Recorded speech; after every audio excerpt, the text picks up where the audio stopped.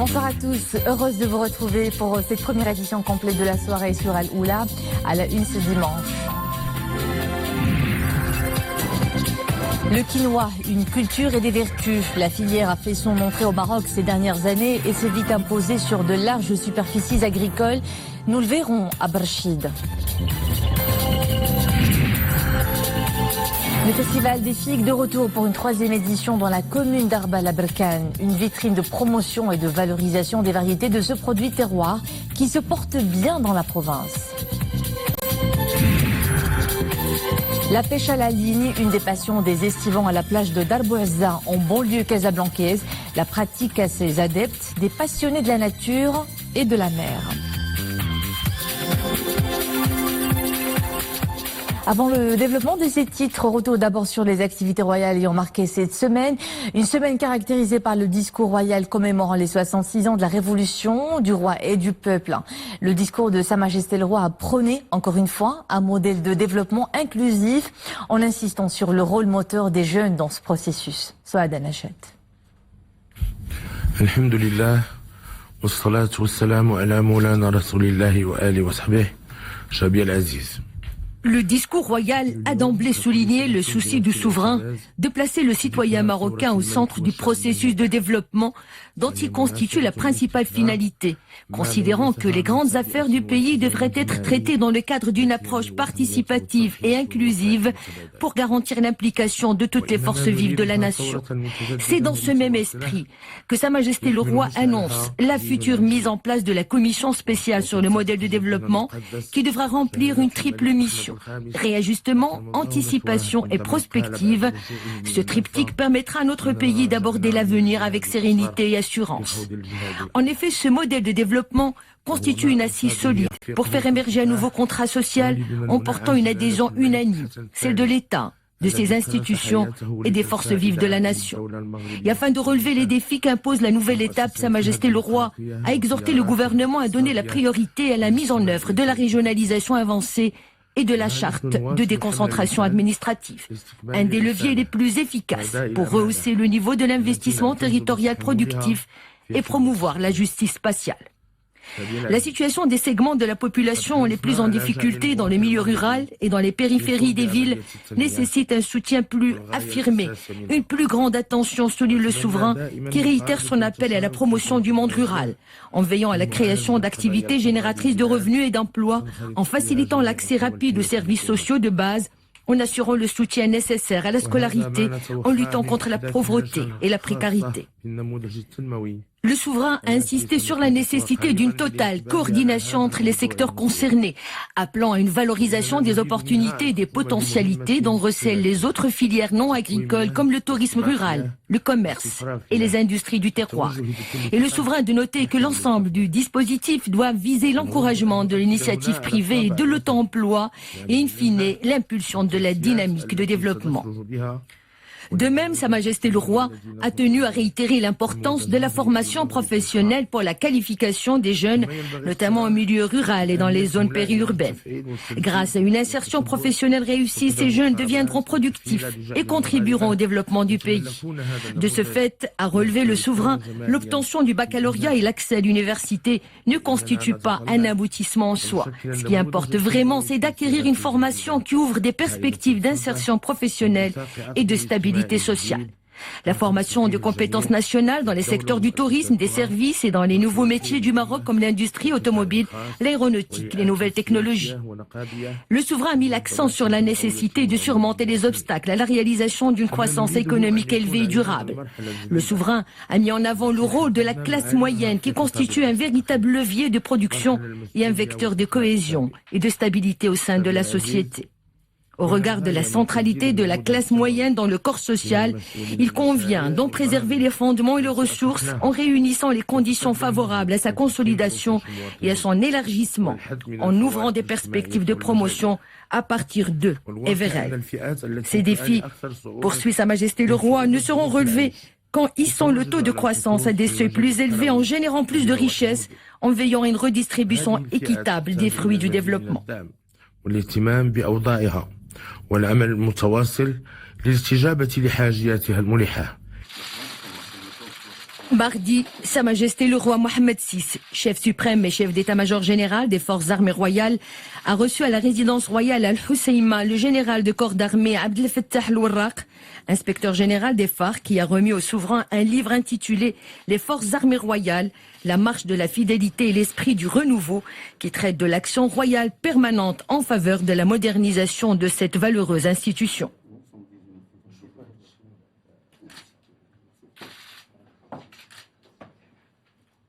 Les couleurs du ciel de ce dimanche, d'abord des averses sur les provinces du sud, Assazak, Tantan, Tarfaya, Smara, Layoun, Boujdour, Ouad Dahab.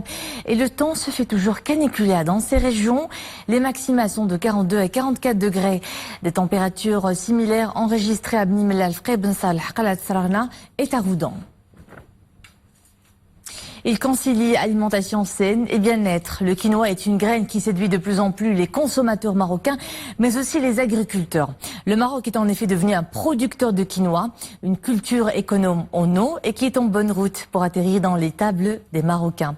Le reportage est à Barchid, Hassan Zaki, Ahmed Hamri, Zakaria Mouqimbillah.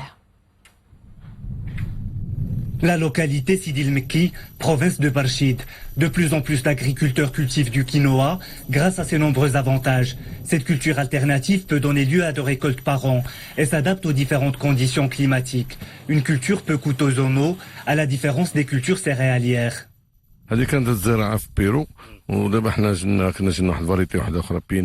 On utilise des variétés de quinoa du Pérou. Cette année, nous en cultivons 6, en collaboration avec des partenaires de Dubaï, du Canada, la Fondation Mohammed VI et l'Institut national de recherche agronomique. Nous allons commercialiser les grains au niveau national.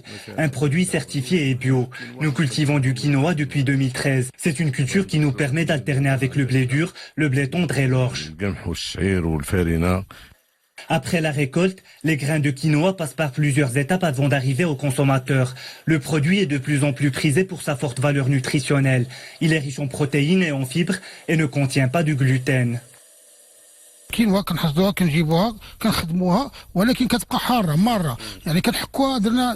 Auparavant, le quinoa avait un goût acerbe en dépit du traitement réalisé au niveau de notre unité industrielle. Nous avons utilisé plusieurs procédés pour adoucir son goût, sans succès. C'est alors que nous avons inventé cette machine qui donne de bons résultats. La poudre de quinoa sert à fabriquer du savon et de la craie pour la cosmétique. La région est une pépinière pour la production des grains sélectionnés de quinoa. Pour ses nombreux atouts, la localité est favorable à la culture d'autres types de semences au profit de plusieurs cultures agricoles. Focus maintenant sur la filière du figuier, dont tout un festival lui est consacré à Arbel dans la province de Berkane pour le valoriser et promouvoir ses variétés. Ce produit terroir s'est développé grâce au plan Maroc Vert, une superficie de près de 300 hectares et une production annuelle de 2000 tonnes. Mounia Marouche nous en fait le point. C'est essentiellement durant la saison estivale que l'on peut la déguster, mais on peut même la sécher et la consommer durant toute l'année. La figue, ce fruit d'un printemps pluvieux et d'un été chaud, trône fièrement sur les étals. Les exposants rivalisent par la pureté de leurs produits de terroir. À Berkane, ce produit local s'érige en véritable emblème régional et ce festival est là pour nous le rappeler. Ce festival nous permet de faire connaître et commercialiser notre produit de terroir. C'est également une occasion pour les coopératives d'échanger sur les moyens censés promouvoir leurs produits.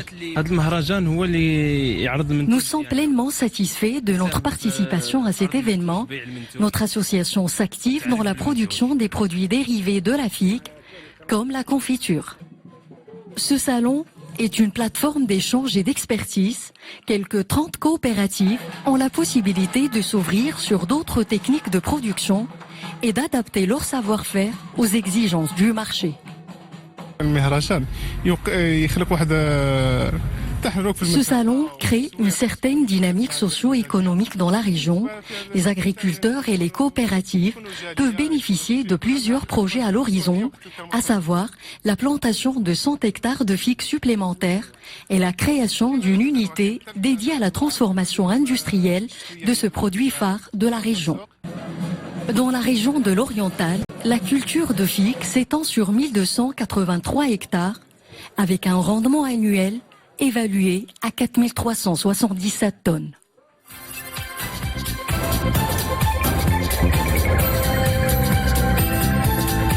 Dans le reste de l'actualité, un G7 particulièrement explosif à Biarritz en France. Le président français Emmanuel Macron reçoit les membres de ce groupe dans un contexte marqué par des tensions commerciales entre la Chine et les États-Unis, mais aussi des divergences sur l'épineuse question du nucléaire iranien, les incendies en Amazonie, les enjeux climatiques ou encore le Brexit. Des sujets qui divisent encore les dirigeants des pays les plus industrialisés de la planète. Super.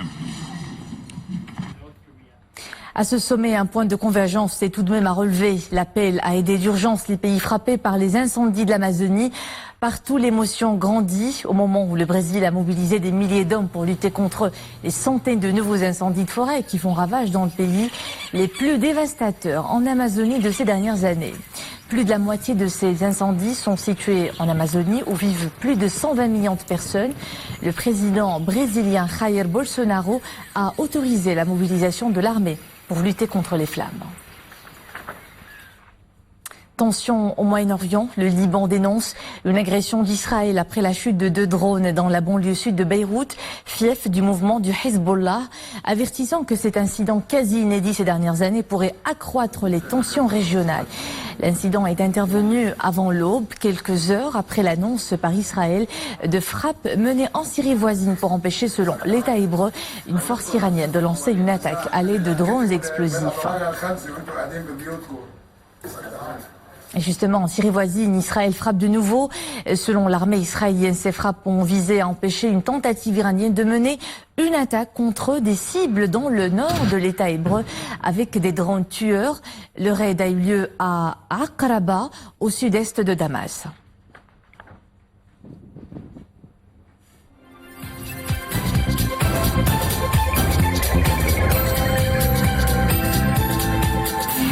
Direction Bab Siltar où les éléments de la brigade de contrôle conjointe de la douane et de la sûreté nationale ont mis en échec très tôt ce matin une tentative de trafic de 92 kilos de Shira d'une valeur estimée à 920 000 dirhams.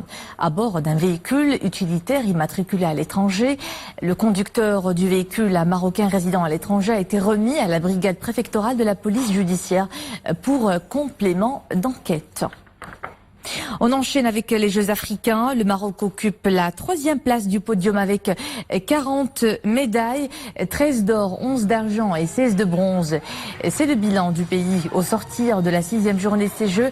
Parmi les disciplines dans lesquelles les Marocains ont brillé, le snooker, dont les compétitions ont été disputées à Casablanca, avec une médaille d'or remportée par Amine Amiri et une de bronze adjugée par Yassine Bellamine. Amine Amiri s'est offert le précieux métal après sa victoire sur l'Égyptien Abdelhamid Abdelrahman.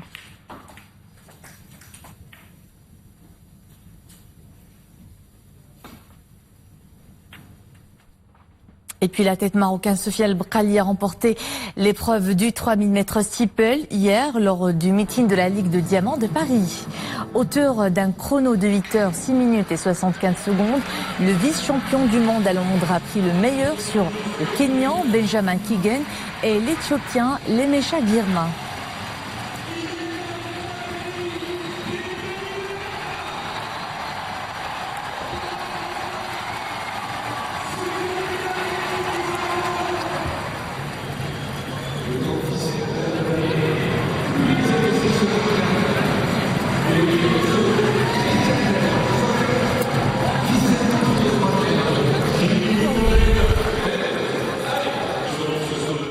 Une ambiance de farniente et de convivialité dans un cadre grandeur nature. Je vous parle de la plage de Darboza qui égaye les journées de nombreux estivants. De bonnes baignades sont au programme, tout comme d'autres activités comme la pêche à la ligne. Ces adeptes s'y retrouvent et s'y adonnent à cœur joie. Mohamed Laharoui et Dominique Orlando. On serait presque tenté de dire qu'ils ne font aucun bruit dans ce brouhaha estival où chacun hurle sa joie d'être au contact d'une eau si fraîche. Ils sont les garants d'une certaine philosophie au naturel. Prendre son temps, ne pas le voir déferler et laisser à l'océan Atlantique le soin de dicter ses propres offrandes.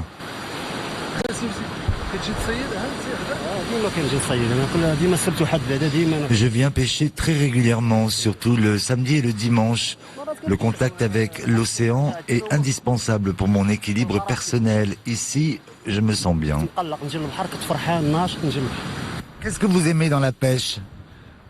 J'aime la plage, j'aime les poissons, et j'aime nager aussi. Et discuter avec les gens, et c'est tout. La pêche se pratique aussi en famille. C'est d'ailleurs très souvent quand on s'y adonne très tôt qu'on a du mal à s'en passer par la suite. Je suis venu avec mon père. Il m'apprend à pêcher et on aimerait bien ramener ce soir un bon poisson pour dîner.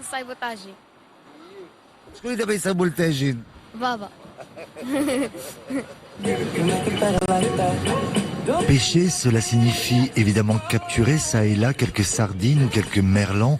Ils seront cuisinés avec d'autant plus d'enthousiasme qu'ils ont été ramenés par soi-même. Et c'est là qu'intervient l'autre aspect convivial de cette activité très revigorante qui peut se pratiquer en toute saison.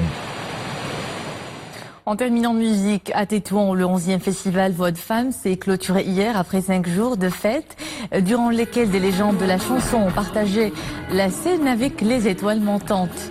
Hier soir, les spectateurs ont savouré des concerts dédiés aux couleurs populaires avec une prestation flamboyante de Zinat Daoudia et de Hind Zaidi.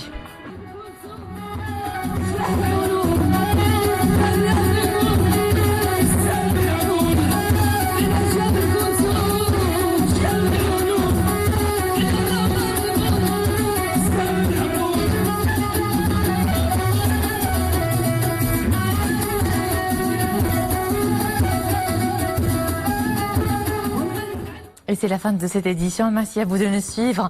L'info est de retour à 21h en compagnie de Mohamed Reda Labidi. Au plaisir de vous retrouver demain à 19h.